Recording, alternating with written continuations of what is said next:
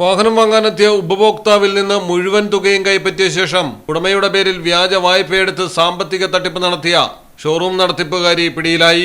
തിരുവനന്തപുരത്താണ് സംഭവം. നെയ്യാറ്റിൻകരയിലെ സ്വകാര്യ ഇലക്ട്രിക് വാഹന ഷോറൂം നടത്തിപ്പുകാരിയും പള്ളിച്ചൽ സ്വദേശിയുമായ സുമകുമാരിയാണ് പോലീസിന്റെ കസ്റ്റഡിയിലായത്.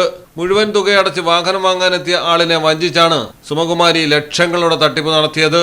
RC ബുക്കിനുള്ള അപേക്ഷാ ഫോം എന്ന വ്യാജേന ഉപഭോക്താവിനെ കൊണ്ട് വായ്പാ ഫോമുകളിൽ ഒപ്പുവയ്പ്പിക്കുകയായിരുന്നു. തുടർന്ന് വാഹനം വാങ്ങിയ ആളുടെ പേരിൽ ധനകാര്യ സ്ഥാപനത്തിൽ നിന്ന് EMI അടിസ്ഥാനത്തിൽ വ്യാജമായി വായ്പ സംഘടിപ്പിച്ചു.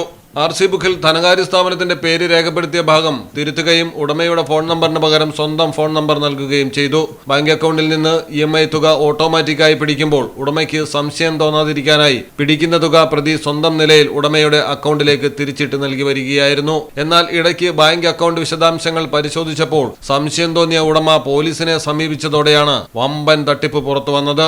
സമാനമായ രീതിയിൽ നിരവധി പേർ തട്ടിപ്പിനിരയായിട്ടുണ്ടെന്നാണ് പോലീസിന് ലഭിച്ചിരിക്കുന്ന വിവരം. മലയാളം ടെലിവിഷൻ, തിരുവനന്തപുരം. നിങ്ങൾക്ക് എത്ര പേർക്കറിയാം നിങ്ങളുടെ കുഞ്ഞിന്റെ ആദ്യ കാതുകുത്ത് പവൻ ഗോൾഡിൽ തികച്ചും സൗജന്യമാണെന്ന്? പവൻ ഗോൾഡ് തിരൂർ.